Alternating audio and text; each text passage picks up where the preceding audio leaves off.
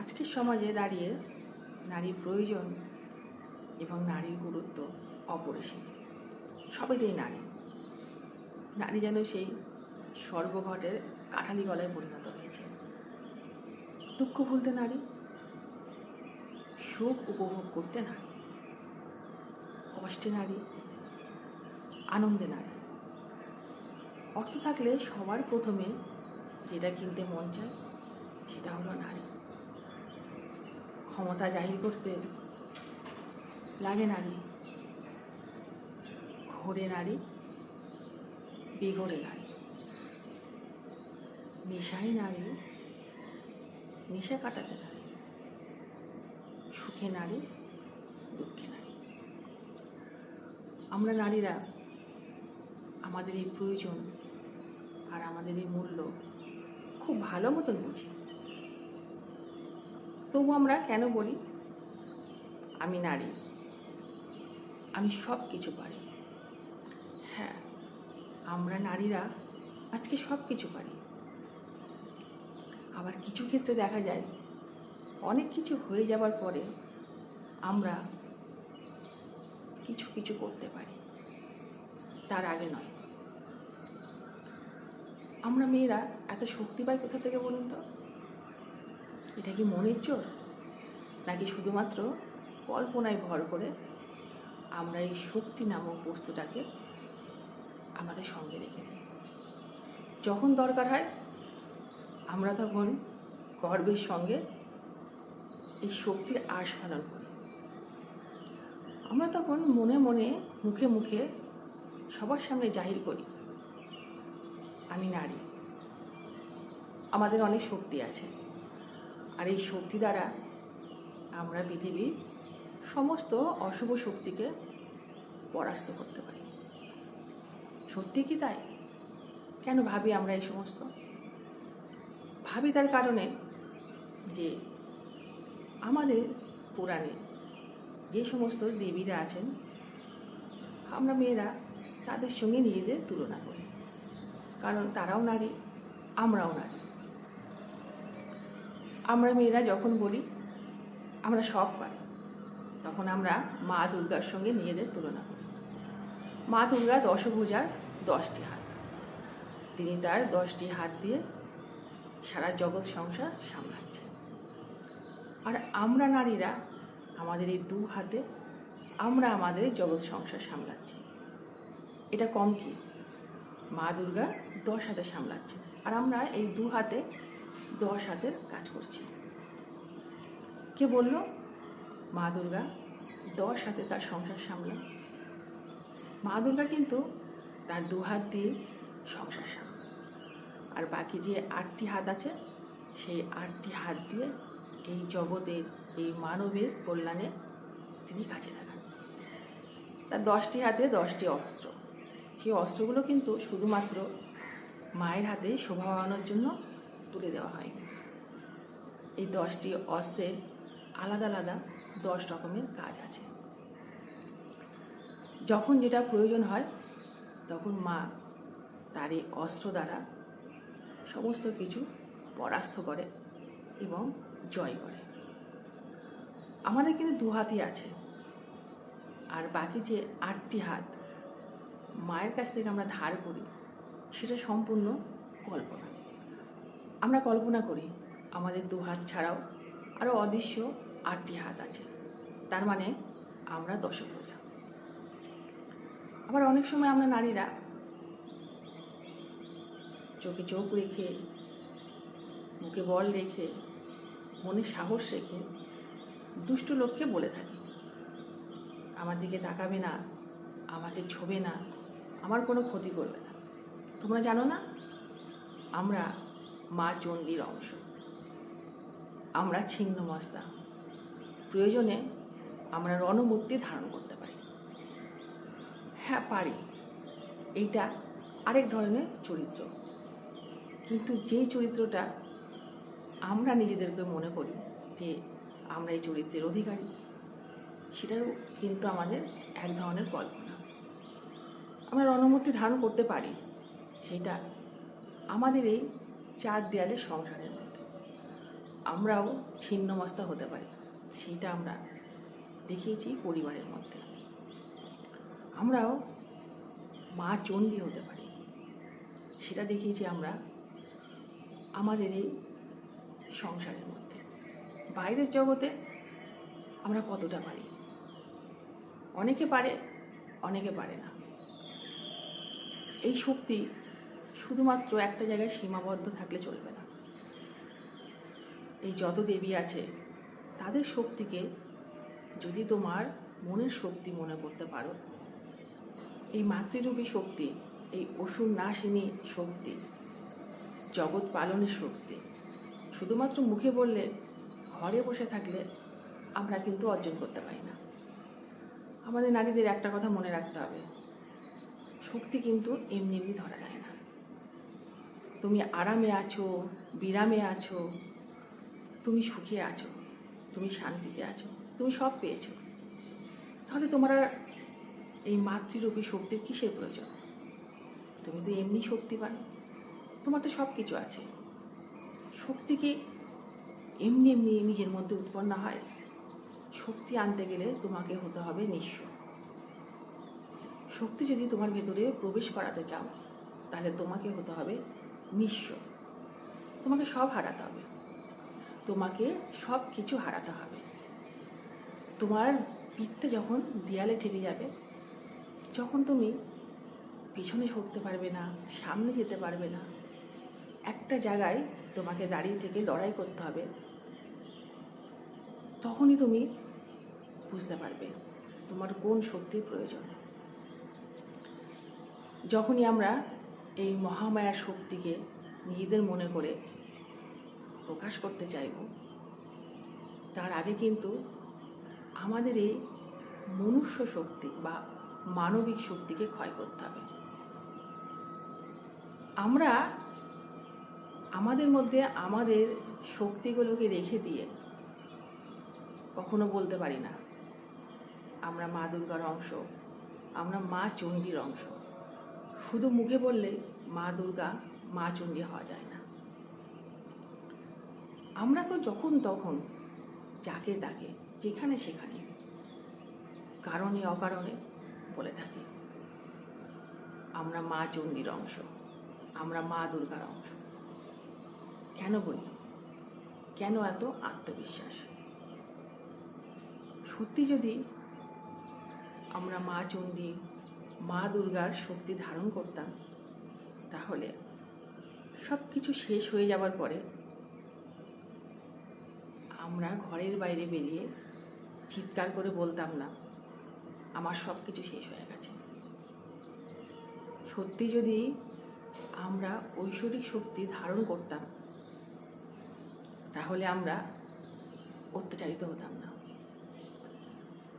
যে অত্যাচার করছে তাকে আমরা এই শক্তির বলে পরাস্ত করে, যেমন অসুরকে বধ করে সে জয়ী হয়, আমরা তখন জয়ীর হাসি হাসতাম।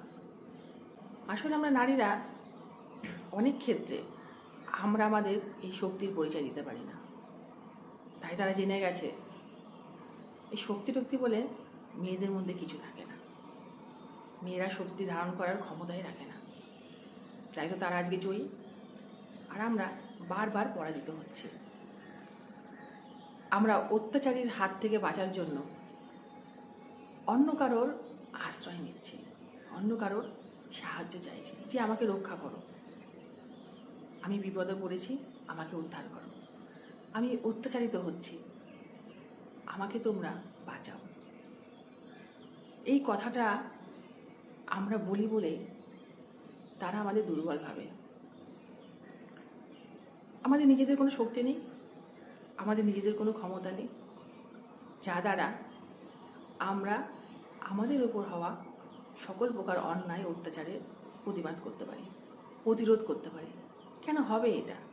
সব কিছু শেষ হয়ে যাবার পরে আমরা তখন বাইরে বেরিয়ে আসি।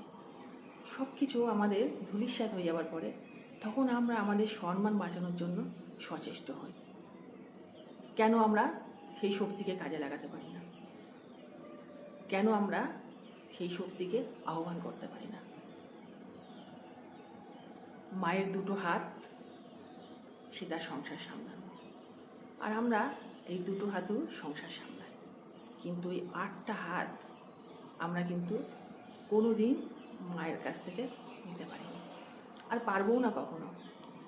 এই 8টা হাত যদি আমরা নিতে পারি, তাহলে বিশ্বাস করো, আমাদের মেয়ের পাশে, আমাদের মেয়েদের পাশে আর কাউকে দাঁড়াতে হবে না। কিন্তু মায়ের এই 8টা হাত নেওয়ার অত সহজ নয়। আমরা কিন্তু ভাবি নিজেদেরকে দেবী দেবী দেবী ভাবলেই শুধু হলো না। যখনই আমরা এই মায়ের 8টা হাত ধারণ করার ক্ষমতা রাখবো, শক্তি রাখবো, তখনই আমরা বিজয়ীর হাসিটা হাসব।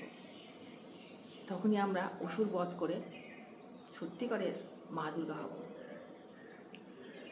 তার আগে আমাদের এই মানবিক শক্তি নিঃশেষ করতে হবে।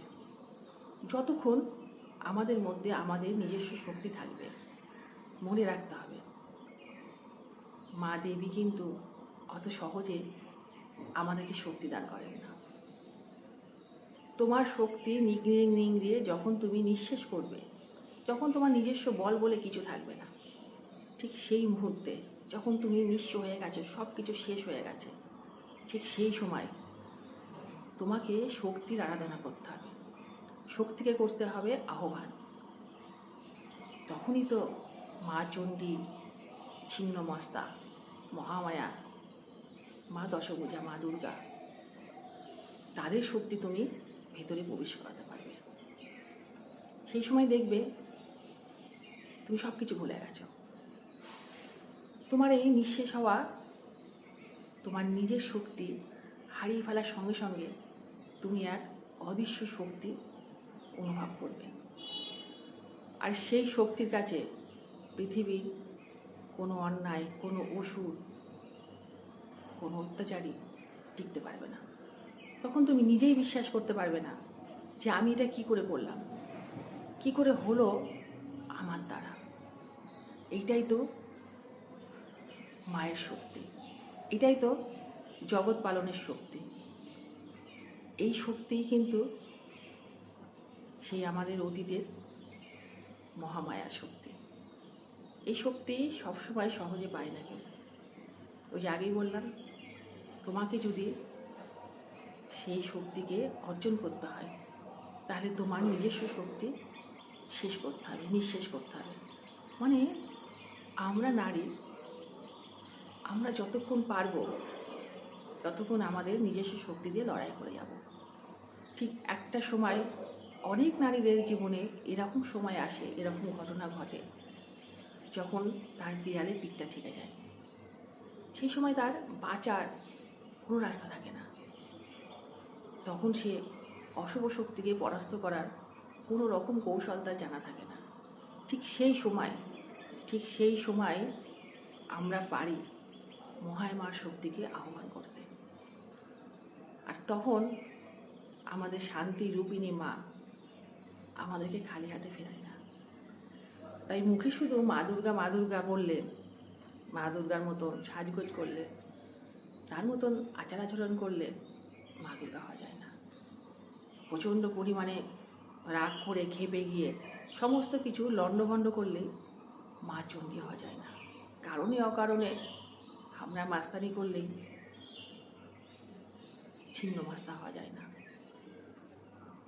এইগুলো মুখে যতটা বলা সহজ, এগুলোকে অনুভব করা বা তাকে কাজে লাগানো অত সহজ কিন্তু নয়। সত্যি বলতে কি, এই শক্তি প্রবেশ করাতে গেলেও ভাগ্যের দরকার হয়। ভাগ্যের একটা বড় জোর থাকা চাই। তার মানে আমাদের এমন একটা বিপদে পড়তে হবে, আমাদের এমন একটা সংকটের মুখে নিজেদেরকে নিয়ে যেতে হবে, ঠিক সেই সময় এই মানবিক শক্তি নিঃশেষ হয়ে তোমার ঐশ্বরিক শক্তি নিজের মধ্যে প্রবেশ করবে। ঠিক তখনই মনে করবে তুমি, আমার মধ্যে একটা দেবী দেবী শক্তি চলে এসেছে। তখন তোমার মধ্যে এত সাহস, এত বল আসবে, তুমি নিজেও কল্পনা করতে পারবে না। তুমি একা 100 জন মানুষের সঙ্গে লড়তে পারবে। এইটাই হচ্ছে মহামায়ার শক্তি। তুমি এমন একটা পরিস্থিতির সৃষ্টি করবে, তুমি এমন কিছু করবে যে তুমি মনে করতে পারবে আমি সারা পৃথিবী লণ্ডভণ্ড করে দেবো, কেউ আমার সামনে টিকতে পারবে না, কেউ পারবে না আমার গায়ে হাত দিতে। তখনই তুমি বুঝতে পারবে তুমি সেই সর্বশক্তিময়ী শক্তি সঞ্চয় করেছ। শুধুমাত্র নিজেদেরকে অত্যাচারের মুখে ফেলে দিয়ে, নিজেদের সব কিছু নিংড়ে নিঃশেষ করে দিয়ে, তারপরে বাইরে বেরিয়ে এসে আমি শেষ হয়ে গেছি, আমি নিঃশেষ হয়ে গেছি, আমার কিছু নেই, আমি নিঃস্ব, এগুলো বললে হবে? তখন কোথায় ছিল শক্তি? যখন তুমি অত্যাচারিত হচ্ছিলে তখন কোথায় ছিল তোমার সেই অদৃশ্য আর 8টি হাত?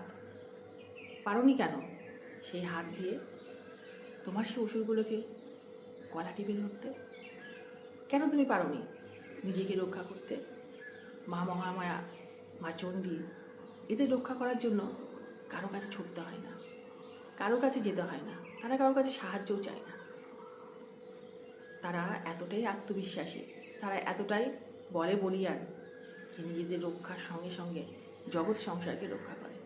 আর আমরা নারীরা, আমরা নিজেরাই নিজেদেরকে রক্ষা করতে পারি না। আমরা কারোর হাত থেকে বাঁচার জন্য আরেকজনের আশ্রয় নিই, আমাকে বাঁচাও বাঁচাও, রক্ষা করো। তো আমরা পারবো কী করে জগৎ সংসারকে বাঁচাতে? আমরা পারবো কী করে আমাদের নিজের সংসারকে বাঁচাতে? আমরা তো শুধু আমাদের প্রিয়জনের জীবনের বিনিময়ে আমরা নিজেদের জীবনটাকে আহুতি দেওয়ার পরিকল্পনা করি। আমরা সব কিছু মেনে নিই, আমরা সব কিছু মেনে নিই বিনিময়ের মাধ্যমে। আমরা আমাদের সুখ, আমাদের শান্তি, আমাদের আপনজনের প্রাণ, এটাও আমরা নিজেদেরকে বিক্রি করে বিনিময় করি। তার পরিবর্তে আমরা সুখ কিনি, তার পরিবর্তে আমরা আমাদের প্রিয়জনের জীবন বাঁচাই। নিজেকে তো শেষ করে দিচ্ছি, নিজেকে তো নিঃস্ব করে দিচ্ছি, নিজেকে তো অসম্মানে রাখছি। আমরা নিজেদেরকে তুলে দিই তাদের হাতে, যাদের কাছে আমাদের আপনজনের প্রাণটা বাঁধা আছে। আমরা নিজেদেরকে তুলে দিই বাজারে, যেখানে নিজেদেরকে বিক্রি করে আমরা আমাদের সুখ কিনি। আমরা পারি না আমাদেরকে বাঁচাতে, আমরা পারি না আমাদের রক্ষা করতে। আমার প্রিয়জনের জীবনের যেমন মূল্য, আমারও সেরকম আমার জীবনের মূল্য আছে। আমি যদি তাদের রক্ষা করতে পারি, তো সেটা আমি নিজেকে দিয়ে কেন আমি তাদের কাছ থেকে ছিনিয়ে আনতে পারবো না এই অন্যায়ের প্রতিবাদের মুখ? কেন আমি হতে পারবো না একটা প্রতিবাদী চেহারা? কেন আমি পারবো না কোনো কিছু না দিয়ে লড়াই করে ছিনিয়ে নিতে? কেন আমাদেরকে বারবার আমাদের আপনজন প্রিয়জনের একটা নিশ্চিন্ত জীবন দিতে, তাদেরকে বাঁচিয়ে রাখার জন্য, তাদের জীবনের বিনিময়ের জন্য আমরা কেন তুলে দিই নিজেদের এই ওষুধের হাতে? তাহলে আমরা নিজেরাই পারি না নিজেদেরকে রক্ষা করতে, আমরা কি পারবো আমাদের সংসার, আমাদের আপনজন প্রিয়জন, স্বামী সন্তানদের রক্ষা করতে? আমরা তো শুধুমাত্র একটা সময়ের জন্য, কিছু মুহূর্তের জন্য, কিছু দিনের জন্য নিজেকে বিক্রি করে তাদেরকে বাঁচাই। কিন্তু সারা জীবন এদেরকে কে বাঁচাবে? আমাদের নারীদের কিন্তু অনেক ক্ষমতা আছে, আমাদের নারীদের অনেক কিছু করার আছে, আমাদের নারীদের অনেক কিছু দেওয়ার আছে। আর এগুলো দিতে গেলে আগে নিজেকে রক্ষা করতে হবে। আগে শিখতে হবে যে আমি আমাকে কিভাবে প্রোটেক্ট করব, আমি কিভাবে আমাকে ঠিক জায়গায় রাখবো। আমি যদি নিজেকে বিকিয়ে দিই তাহলে তুমি ভয় পেয়ে গেলাম। আর মনে রাখবে, ভয় পেলে তুমি কোনো কিছু হাসিল করতে পারবে না, পারবে নিজেকে রক্ষা করতে, না পারবে তোমার প্রিয়জন আপনজনকে রক্ষা করতে হবে। সেজন্যে আমরা বেশিরভাগ ক্ষেত্রে দেখা যায় অনেককে নিজেরা শেষ হয়ে যাওয়ার পরে তারপরে শক্তির কথা বলে।